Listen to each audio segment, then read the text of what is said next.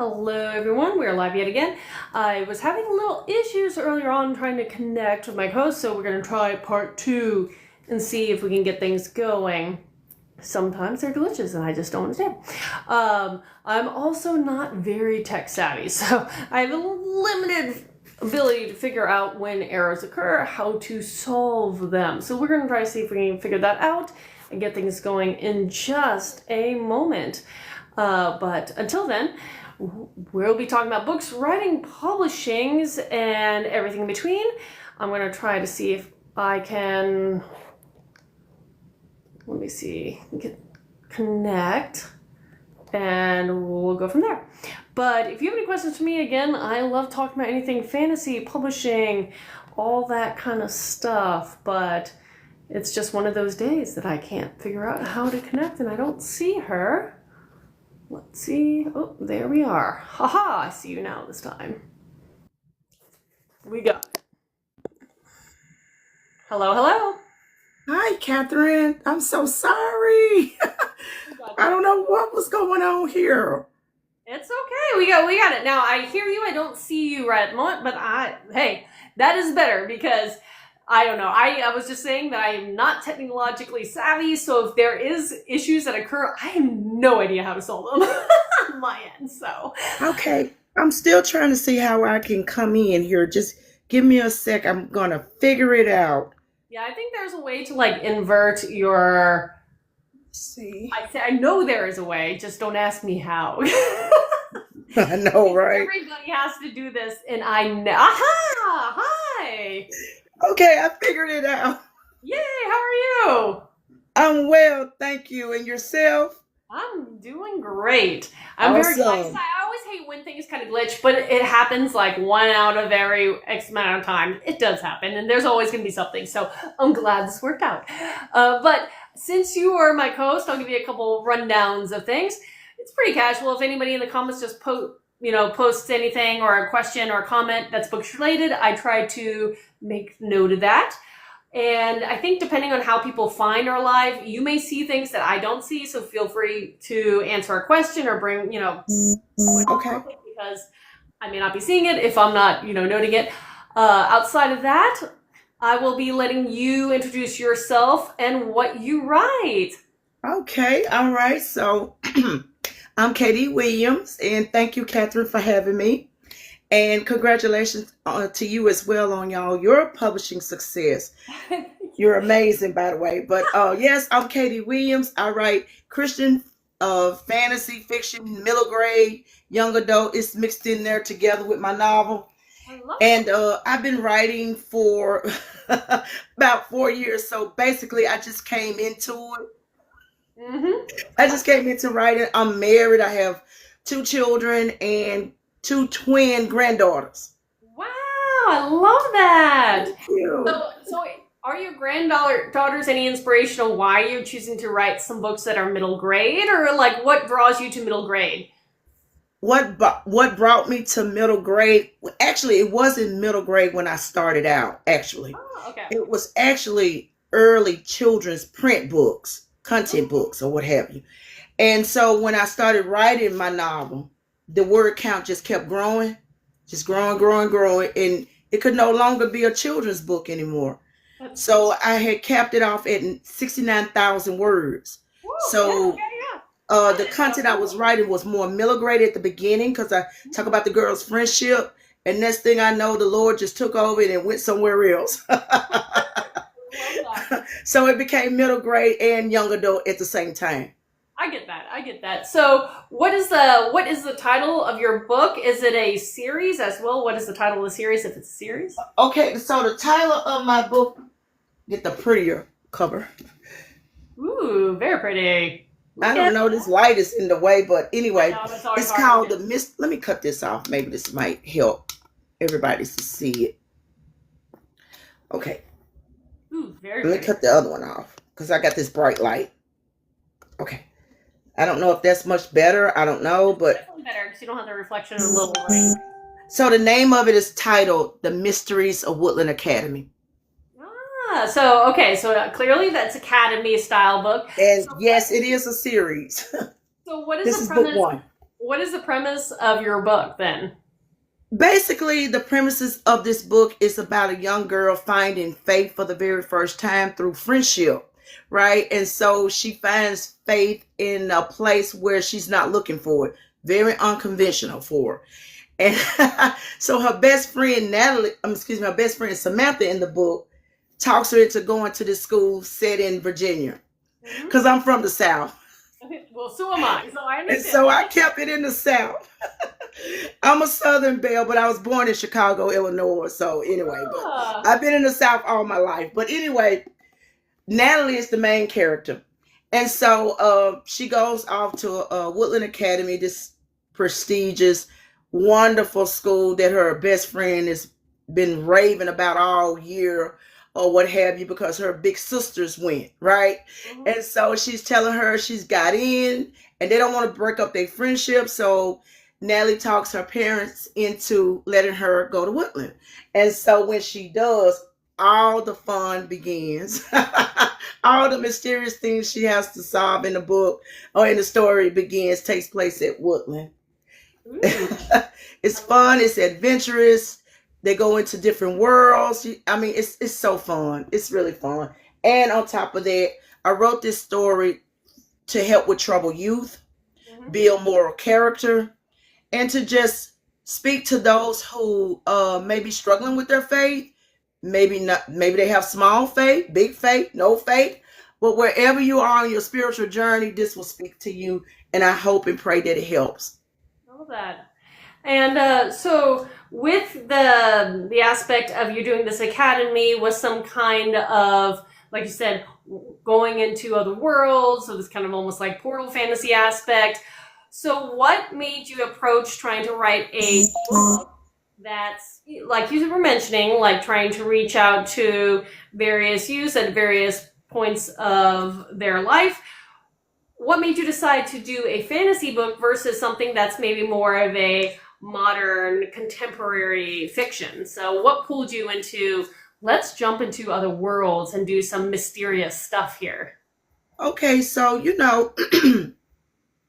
a lot of times when you approach the gospel, all right, sometimes it can come off being, I don't know, overwhelming, so to speak.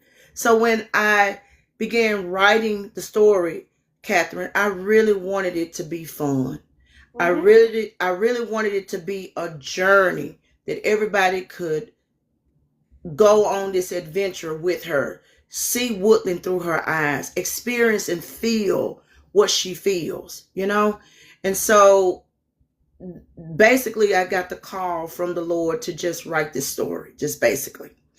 And so I decided to approach it in such a way where it'll be a fun tale, just fun, because the gospel is very important as to how we tell it. But as we tell it, we want it to be like a parable, as our Lord and Savior did it. He told us parables. He taught us many parables, right? But at the same time, I wanted it to be where it didn't feel like it was like I don't know how to say it, too preachy, so to speak. But I just wanted it to be fun. I just wanted it to resonate with readers, because no matter where you are, if you it's got teen love, it's got crushes in here, okay? It has everything teenagers go through, But at the same time, it was very important for me to tell a story where when you read the story, you'll see that the conflict comes in when her parents disagree with her accepting faith into her life. And many times your faith will be challenged. So it was very important for me to handle that subject matter with care. Not for her to be disrespectful to her parents, but for her parents to see how she was feeling about where she was in her journey with the Lord. All right, because she does accept the Lord in the book. And so her parents was like, we're not having it, right? And so at the same time, she was very open to how she was raised. because she was raised in a household where they don't talk about faith. God is not welcome there pretty much, right? And so it was very important for me to handle that with care, but at the same time, let them see how she feels that, hey, this is where I am, y'all, and I need you to hear my thoughts. I need you to hear my heart where I am. And at the same time, it's a bit of a challenge, but at the same time, you'll see how beautiful it was all handled, because it's very important for me to make sure that I write in such a way where young people do not disobey their parents, but at the same time respect their rules and regulations, but at the same time they learn from each other. All right. And so that was just very important for me, for her to still remain respectful to her parents, even though she disagreed with their beliefs. I totally get that. And those are the challenges that I know a lot of young people deal with growing up, is trying to navigate becoming, individuals and trying to figure out themselves in a world where, you've been taught a certain way or have, certain beliefs and every kind of thing. So I definitely understand that. And you were mentioning also that this is this is a series. So how many books of the series have you written so far? So far, this just number one. I am working on book 2. I am just taking my time, Katharine, making sure I bring all the fun back, all the drama back. With the book 2, I can't let the readers know. It's just that the suspense will be continuing building. So we're going to build the suspense and a lot of drama, a lot of things they're going to see with these characters, a lot of things they're not going to be expecting to happen with these new characters. It's just a lot of drama coming, a lot of suspense. So when you write, are you focusing in on your main character's POV, so like a single POV, or do you write with like multiple characters, chapter by chapter, like giving their 2 cents as a multi-POV book series? So how are you? Basically, I tell the story, so it's third person. Yeah. So I basically narrate the story pretty much. Now, believe it or not, when I started writing this story, Katharine, I struggled with the POV, to be honest, because I didn't know if I wanted Natalie, the main character, to tell the story or just tell it from different characters' perspectives. But in the end, third person unlimited won. It's what I like to write. Like for me, I'm definitely more of a third person writer, and up until right now, I've always stuck with like a single POV, so just the main character's thoughts and personality and everything. And going forward, that would change. I'm going to definitely write some books where each chapter will be someone else's perspective of the book. But yeah, no, third person is the way I like to write versus first person, just because I don't know. There's something that allows me to set it in its reality, and then also be able to have just amount of intimacy with the character and what they're thinking. And I don't know, it's my personal thing to read and to write. So I get that. So for you, since you've published your first book and you're working your way towards your second book, and always congratulations for publishing your first book, because it's an achievement for everybody. Because I remember it took me so long to figure out how to do everything, which way I wanted to route, the whole, it's a lot. So for anybody to get there, one, congratulate yourself, because that is it's a feat. You're most definitely. It is very challenging publishing a book. And when I began this journey, I'm sorry, I'm playing with these blinds, y'all, to get the right lighting. But anyway, when I started this journey, Katharine, I questioned myself. Could I actually do this? Because I never did it before. And so I had many doubts. I really did. At one point, Katharine, I almost didn't publish this book because of fear. Wow. Fear. But my father, he talked to me. He gave me some really good advice. He told me, "You're a woman of faith, right?" That's what he said to me. I said, "Yes, Daddy, I am." And he said, "Then go for it and just trust the Lord." And so when he said that, I did. And I just said to myself, I don't think I could live with myself if I didn't publish it, because I never know if it would have been something people loved or hated or whatever. I would never know if I never put it out there, put myself out there. So I don't think I could have lived with it, not knowing what it could be to someone else. And so I sucked it up, Katharine, and put myself out there and just did it. Hi, Nola. No, that's great, because there are so many people, and that's one of the things that everybody can come up with a good idea. Like, I truly believe anybody could come up with an idea. I also believe everybody has the potential to be a writer, but not everybody's going to push through the blocks and make, those strides and really dedicate themselves to turning their great idea into an actual story. And it's a lot of effort. It's a lot of your emotions. Yes, it is. Time and energy, and there's so much to it. So to be able to finally reach that point, like I said, amazing feat. Not everybody does it. So congratulations for that. Now, since you've had this, interim experience of your first release to where you are now, how are you enjoying your experience of releasing a book? How are you trying to reach new readers? Like, what are you doing now that a book's out there? Because as you probably have figured out, you don't just release the book and walk away. No, you do not. After you publish a book, that's where the work really begins. Yes, it's really true. I think I can say for most authors, they don't like the marketing aspect. So my book is 4 years old, believe it or not. But anyway, I just keep showing up with character art, going on podcasts, doing book signings. Try to do that as much as I can. Also, I write to schools to see if they'll let me have an author visit. So I do that.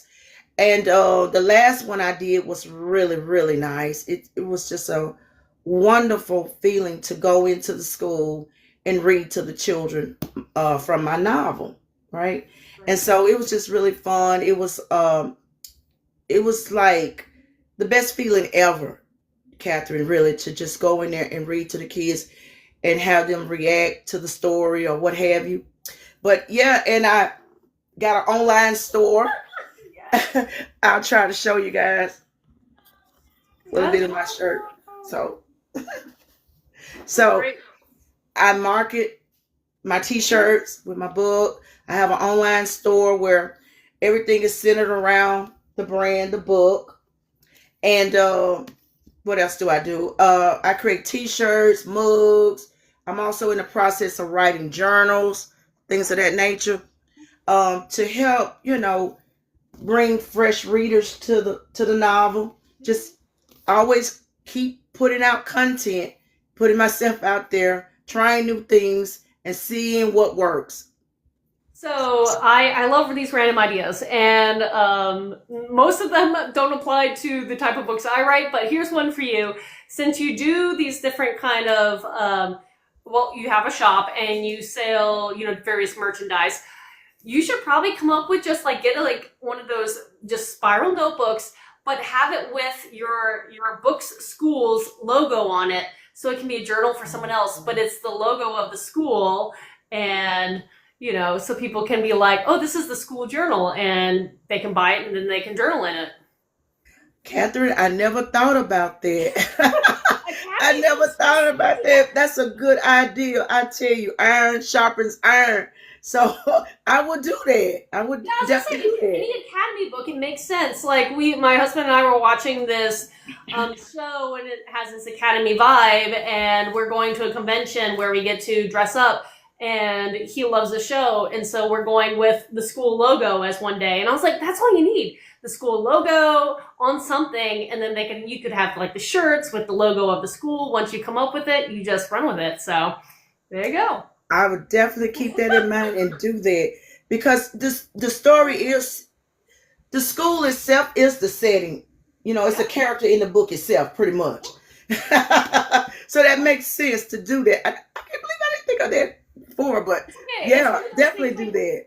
this is why I love doing these kind of live streams, because you never know what kind of information. I always keep my little sticky notes with me, because I I always love it. learn something at everyone. I write notes constantly, and I'm throwing ideas out there, because that's the great thing about this book community is, for the most part, not everybody, but for the most part, so many people are just sharing and love to like pass ideas on and everything. So I absolutely love that aspect of the book community. So that's great. So how long of a series are you planning? Do you have any idea of, is this a trilogy? Oh, okay, so you know the end. Okay, that was About curious. 4. If any more books come from that, I will be amazed. But 4, just 4. Hey, you could be amazed. My first book that I physically was working on writing, because I have this weird roundabout way I decided to be an author, but the first book that I decided to physically write was supposed to be a standalone. It ended up being a 4-book series. So, Wow. plan 4 and end up having a lot more. You don't know, but you know. But no, it's good. It's always interesting for me when I ask people, because there's authors. There's no one right way to write a book. And so there are authors out there who will write until it just feels done, is what I've been told. And then there are other ones who are, I'm a planner, and so I like to know the end game, or at least try to know the end game. So it's good for you that you have an idea that's me 4 books. So that's pretty cool. So I'm assuming then, please correct me, if it's Academy, this just makes sense. If it's Academy of 4 books, 1 a year, like how is it spaced then?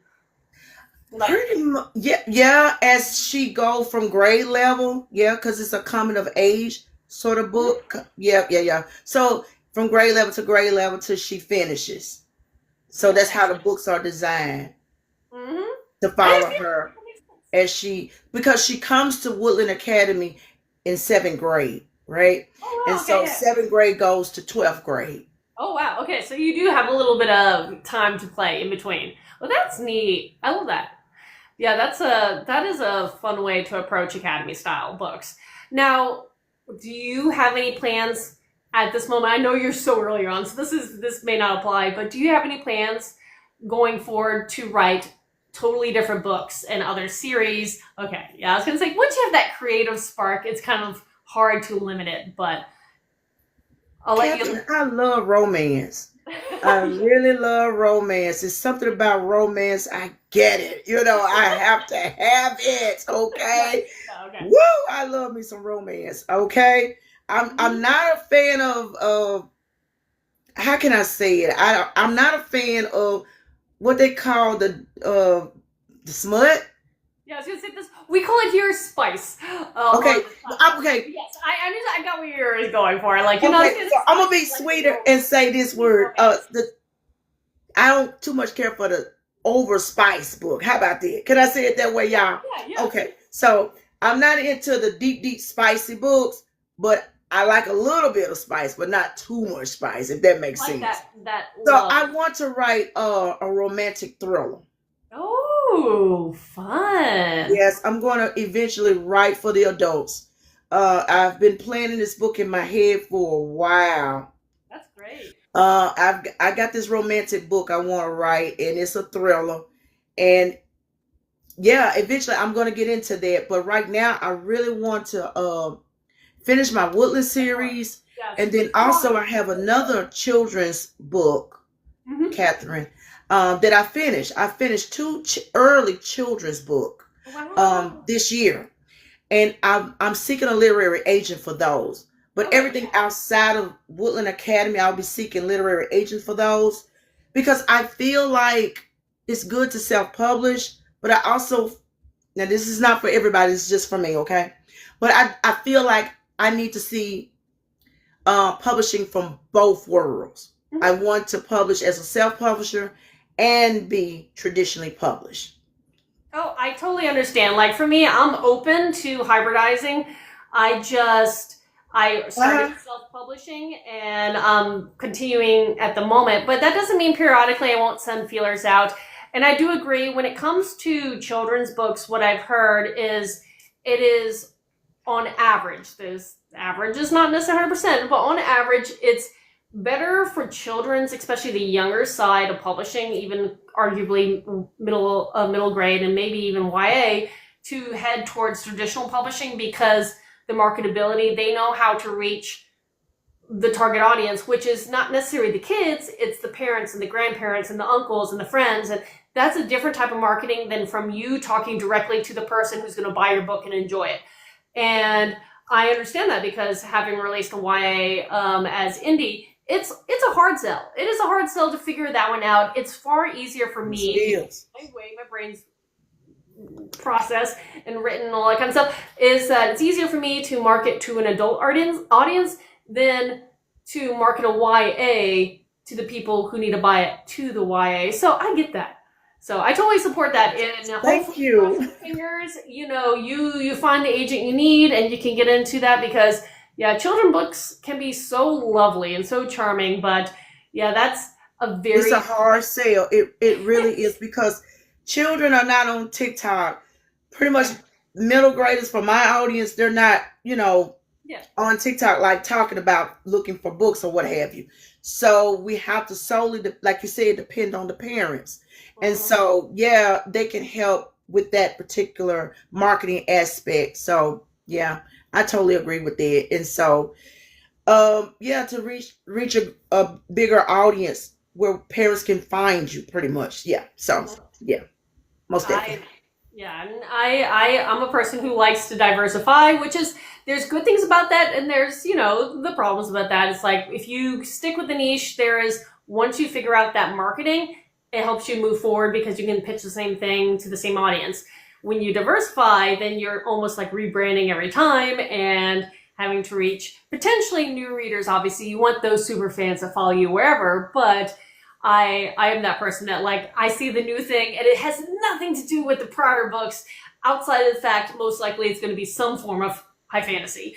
But beyond that, there are all different kind of brackets of everything. And so it's, poses different challenges, things you don't think about when you're a reader. Right. But as a writer, and then definitely as an author, you're like, oh, there's a lot to think about and consider. Most definitely. It's a lot of work. I want to ask you a question. Yeah. How do you, okay, you've written so many books, Katharine, and I'm so inspired by you. I truly admire what you have done because you got like a dozen books under your belt. Kudos to you for that. And you make it look so easy. It is not. But how do you keep up with all of your characters from one book to the next? Because you have finished one series and started another one. So how do you keep it all together? Well, I guess in one sense, like the first series I wrote, I finished before I started the next one. So that does, even though there's that heart-wrenching, have to say goodbye to your characters, it's kind of a fresh start. But I do currently work on multiple projects at the same time from various series or standalones. And I guess just the way my mind works, it's usually not that problematic. I do keep various, I call them style sheets, but spreadsheets where I keep like characters and things to note and everything if I need references. But for the most part, when I'm like, this is a series and these are the worlds, I can fall into that fairly easy. That's not the same. Not everybody can do that. And I know that by talking to so many people. But for me, it's fairly easy. The hardest part, though, which is the funniest thing, is like when I read aloud, and I like to read aloud when I finish a chapter, if I'm doing a read through from the start to finish, post writing the first draft, I may switch character names with another series because it's just, I'm reading the words are correct, but my mind's flipping them with other book characters' names, and it's just the most bizarre thing. So I think that's the weirdest thing. But yeah, outside of that, I know how my brain works, and I work within that frame of what I'm capable of. And so giving myself the tools, be it these style sheets for these quick references of characters and place names and geography and whatever I need, that does help. So that's awesome. So it's basically planning everything out, keeping you a log of every character. I actually don't plan everything out as much as you think, but as soon as a character is written, I will plug it into this kind of a spreadsheet I actually use a Word doc instead because for whatever reason, I don't like the look of an Excel sheet. It just weirds me out. It's like too structured and I am not that structured, which surprises people. But yeah, I organize it by alphabetical order and I'll just plug in the name of the character and what they're about, just a couple sentences at max, and move on. If they're a main character, then I delve into, or a repeating character, I'll delve into descriptions and other things. But yeah, it's just, I build it as I go. And so if I ever have to come back, if I ever have a gap of time, or if I am 20 chapters in and I want to write back from the beginning, I'm like, what's that character's name? I have that as a reference. So it's always a work and flow reference sheet. That's pretty much what it is. I like that you have it alphabetized. I love that. Yes. That's so cool. Some kind of level of structure, and that is the structure, alphabetized.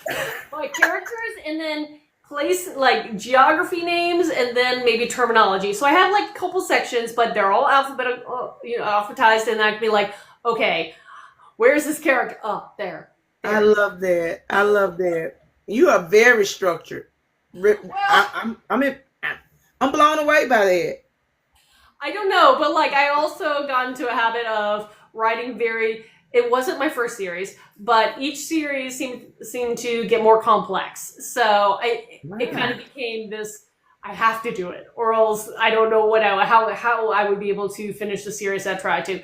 That's not how I started. That is where I am now. So everybody starts differently. You figure it out and you adjust. And what works for you one year may not work for you the next. That's fine. You just figure it out. But yeah, that's my thing, is like I try to always adjust and play around and see what works. And if it doesn't, try something new. Right. And it's like that for me too. I'm just going by trial and error. I'm figuring it out as I go. So you're absolutely right. Well, you have to feel your way, what works best for you. You know, every author writes differently. Yes. And so, like you said earlier, there's no wrong or right way to write a book, you know. Just do you. Absolutely. I love that. I have another question to ask you. When you wrote all your series, was it bittersweet to finish a series? Absolutely. Was it bittersweet? It always is, because you get so close to the characters, and I will admit, not my YA series as much, that is meant for children or younger, but definitely for my own series aimed for older people, I do list to the dark fantasy side, so not everybody survives. So I have to understand that, one. But two, yes, the characters that make it is hard, always sad to say goodbye, just as if someone doesn't make it earlier. But it is hard to say goodbye because they are part of you for so long. They are maybe your friends, or however you view friends, children, whatever they are. I mean, I call them book babies because they're so part of your life. You have to launch them in the world, and hopefully they toddle off successfully. But the characters, they are very intimate, close to you, and it doesn't mean you can't go back to that world. You can't bring them back to later. And it doesn't mean you can't refresh things, do a special edition, or like you were talking about, character art, and go back and kind of keep them alive right in front of you. But it is something that every author has to cope with, I should say, with the ending of a series, or at least a section, and just saying farewell. Maybe you could not goodbye, but farewell. Well, we may see each other again, but farewell. But it's just part of the author thing. And I can't wait to get there, to that feeling. I don't know. I was like, every time I'm always hesitant because I love writing it. And then once it's done, I'm like, oh, there is no more.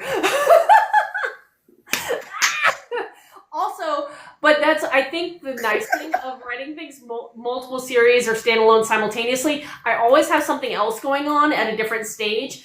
So the saying goodbye is not as hard as someone who's 100% focused on a book and it ends. And you're like, oh. For me, I'm always having other projects. So I'm like, oh, well, while I'm coping, I'm going to turn to you and write you. While you coping, right? I love that. Well, I have tears and everything, but I'm writing another series. Let's go. So it's you keeping busy writing other series, other books, and it's sort of like, okay, I'm okay. I can say, like you said, it's not a final goodbye, but it's okay. I closed this chapter and I can move on because I'm excited to write this next series. I'm having fun with this series. So I see where you're going with that, and I think that's cool. I think when I get to the end of this Woodland series, I think I'm going to cry. Because, like you said, I live with these characters. I think about these characters day and night. They're talking to me in the shower. They're talking to me at night.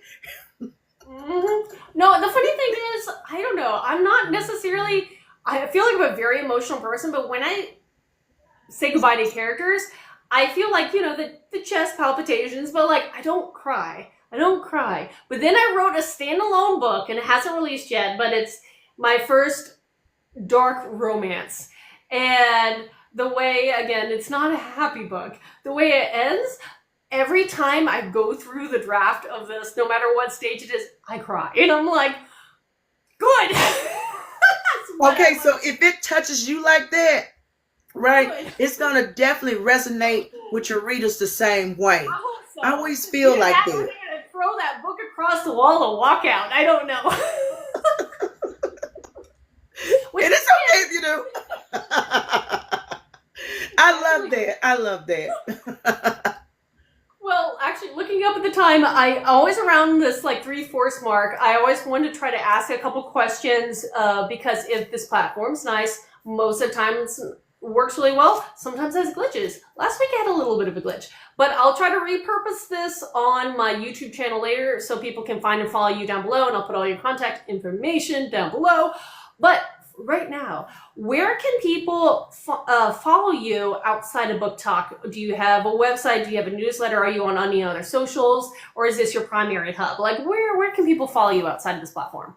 Okay, so people can go to www.katywilliamsmgbooks.com. You can go there. That's my website. Also, you can find me on Facebook. I'm on Thread. Katharine, I'm on every pretty much platform that's out there. I'm on Instagram, KDWilliams26. I hang out there too. I'm mostly here as well.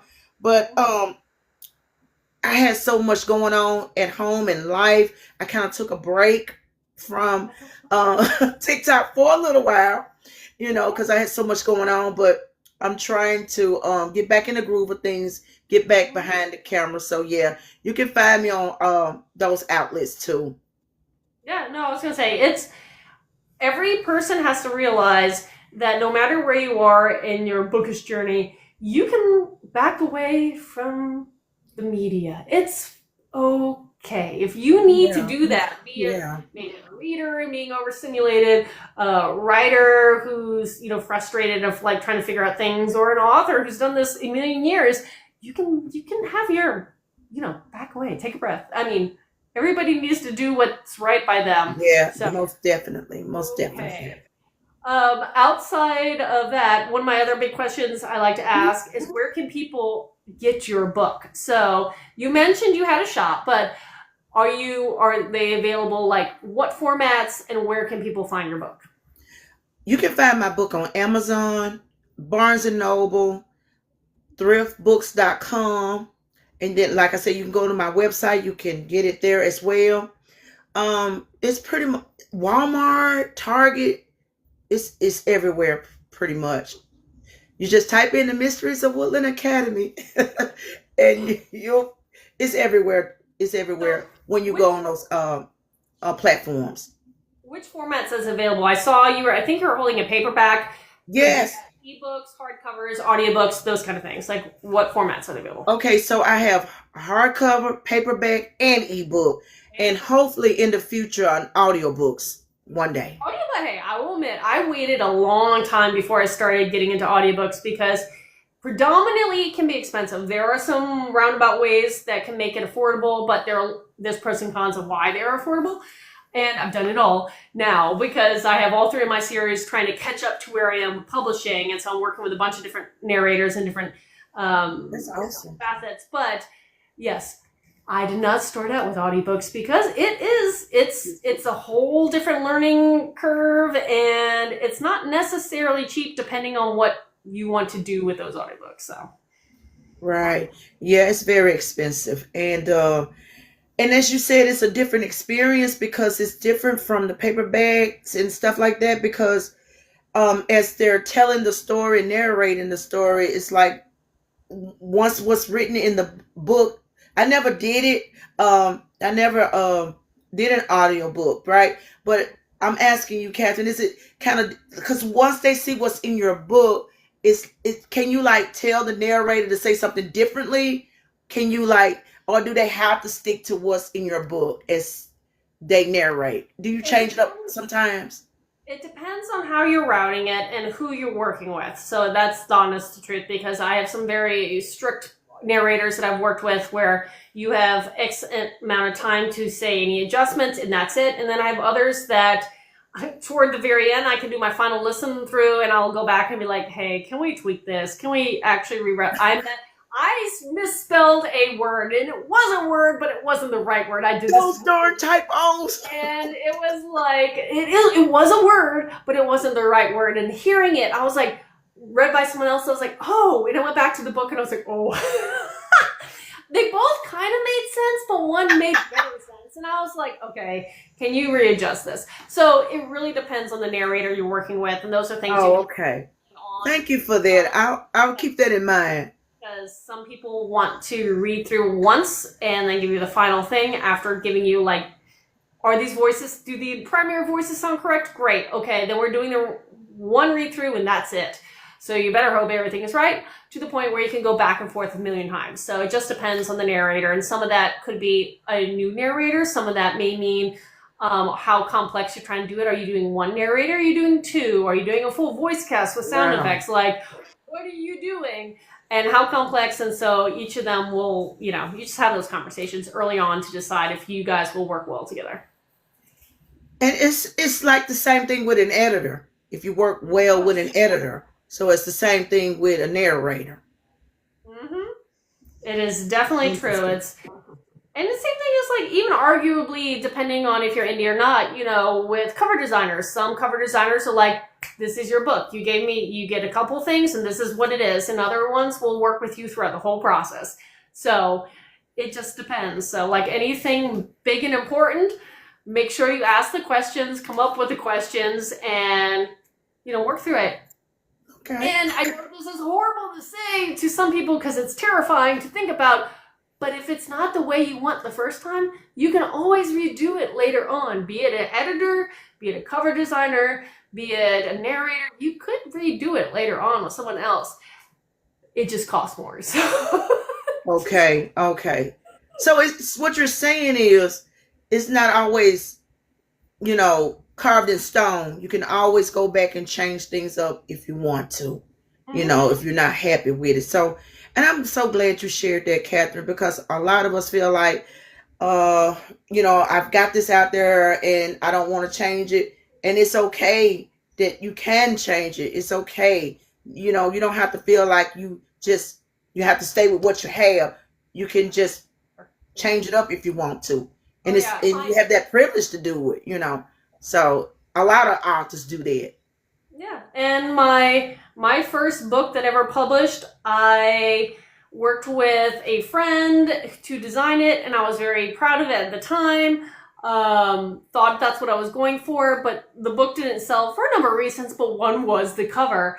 And finally, when I started delving deeper into the marketing ability and learning even better what people wanted, I got a new cover designer who was far better to market for that particular genre and subgenre. And all of a sudden my book started selling. So there are books out there with my original cover. It's not great retrospectively, but at the time I was proud of it. It was not great, but you can redo it. And there are so many people who use platforms like Kickstarter to do special editions and revamps. Oh, yeah. So it's yeah. It may be my first one, but then we're gonna do the white version. We're gonna do the black version of the cover. We're gonna do an alternative, like the one that's like pretty with like the roses and the sword, and then we're gonna do one with the full cast. And it's the same book, but they re-release it and re-release it and re-release it and test things out. And hey, some people do great by just having 15 special editions of like a couple books that they've written. That's great. I mean, I'm about to try to do my first special edition, so it'll be interesting to see how that works. But that's the concept is you don't have to just stick with one thing if you're indie. Now, if you're trad or even any of the small publishing, mid-publishing presses, you kind of have to do what they say to an extent, depending on your contracts, all that kind of stuff. But when you're indie, as long as you can afford it, the world is your oyster. You can re-release things, you can change things, you can do a secondary release if you had to like do a big sweeping re-edit. It happens. We learn, it happens. And that's the best thing about being an indie author. You can always, because you have full control. Mm-hmm. You can do whatever you want, right? And so sometimes I think about rechanging this cover too. I love it so much, but at the same time, I'm wondering, should I change it just for younger viewers? I don't know. We'll see in the future, but we'll see. I may do something different. Yeah, if you look at traditional publishing, like they will re-release iconic books. Yeah, over and over again with like a different whole covers. And different. Some people love them. Some people don't like what they really release, but they're doing it because they're trying to keep with trends, and trends do help, sell the book to an extent. So as indie authors, as long as you can budget for it, figure out how to either fundraise it or budget for it, you can do that too. Self-publishing is very expensive. Yeah. Very expensive because we pay for everything. Mm-hmm. And so it's so wonderful when we have this community where we're supporting each other. And I appreciate TikTok so much because this is a way we can like tell others about our books, and readers can find us here, and their support is just amazing. I've met so many wonderful people because I published Woodland Academy. Woodland has opened up so many doors for me. I've met so many wonderful authors because of the book, and I'm just so proud of myself that I kicked fear in the head and did it because I'm sitting here talking to Katharine. Can I help me if I pronounce your last name right? Is it Wibell? It's Wibell. Wibell. I'm sitting here talking to Katharine Wibell. I mean, I never would have been talking to you if I never wrote this. And I want to say to those that's watching, if I may, Katharine, if you're an aspiring writer, get this. It's on my bookshelf. I mean, bedside table. It is on there now for me to read. It is physically on my bedside table, and I've yet to read it. But Jessica Brody, okay. Yeah, I've heard a lot. Aspiring authors, get this, okay? You'll thank us later. It's true. I was going to say that one is definitely one of the ones I hear referenced all the time. So I physically do have it on my bedside table. It is Save the Cat. Save the Cat writes a novel. Please get this. This is the arc of storytelling. If I didn't have this, there would not have been this. Okay? So this is your best friend. And there are some great reference books out there, but yeah, that one's definitely, I've heard enough about that I now own it. I can't review it myself because I've yet to read it, but it is definitely one that I have heard a lot of people talk positively about. So let me ask you, and for everybody else who's listening at this moment, is there any topic you wanted to cover that we haven't covered? Is there any questions you wanted to ask that you haven't asked? And any announcements? Like, this is that time to do so since we're at the last few minutes of our live. All right. So, I mean, are you asking me or the audience? Yeah. All of the above. So if you have anything you wanted to cover, are you doing any new signings, like any of that? Just okay. So I do want to announce this. I can't think of my my store is an online store. It's with Printify. But if you go and on here, I think it's K Williams 986, or it may be Katie Williams 986. But anyway, find me here, okay? You can just click on my little profile or whatever, and you'll see my URL to my Printify store. So in the month of September, I'm going to be giving another 25% off everything in the store. So wait till September because this is my back to school sale. All right. So everything is 25% off. I may even go up to 30%. We'll see. But Well, yeah. it should be back to Woodward sale, you know, back to the I know. sale. Yes, Katharine. Yes. Yes. Going back to the So, academy. yes, please support my online store because everything that you do helps me to self-publish book too. I love that. Yes. And that's, I know it's a little bit of a hustle, but it's true. I mean, in order for so many authors to be able to be creative, it's like we need support and support in many different ways. But, and then, you know, if you financially can't physically get a copy or get, you know, merch or whatever, you could be telling a friend. You could be like, Yes. you could be sharing the post. There are so many ways you could do stuff for Yes. like little or nothing. And it does help authors out. So throwing that out there. Because I do love the whole supporting however you can, but support. You're absolutely right, Katharine. Support looks like so many things. Go to your local library. Yes. Request that the librarian pick up our books. That is so helpful. And you don't have to spend a dime to do that. All right. Like you were saying, book sales by word of mouth, that helps the authors out. So like and share our posts, just different things like that. Tell everybody else about our books. There's just so many things that you can do to support indie authors. And you don't have to spend any money or anything like that. If you read the book, you can even donate the book to a local, what they call them, the little free libraries. Oh, yes. I love little free libraries. You can put the book in a free library. So it's just a lot of things that you can do. Yeah. And I mean, the one that people hear all the time is, yeah, leave a review if you can. I mean, that one's kind of obvious, but I'm just always have to reiterate. But yeah. Reviews are so hard to get. But so thank you for mentioning that, Katharine. Reviews helps us tremendously. So yes, please leave us a review. I love that. Well, thank you so much for hanging out with me today. I'm sorry it took a little bit to like figure out how to like connect. Sometimes it's just, I am not technologically savvy. So if it's not quick and figuring out, I'm kind of like, I don't know what to do. I'm just so happy that we we were able to do it today. And yeah, there was some technical issues that was going on my part too. But anyway, I apologize too. Well, I'm glad we got to do this, and I'm glad we got to talk about your book and what you're writing and your future full series, and that's so fantastic. So I hope the best for you as you continue to publish your books and finishing up your series and what you do next. Maybe it will be the romantic thriller. Maybe it will be one of your children's books. Who knows? But that's an amazing journey. So congratulations. Thank you so much, Miss Katharine. You have a wonderful day, and thanks for having me. Thank you guys for watching. Thanks for everybody who's watching. Have a wonderful rest of your day. Happy writing. Bye.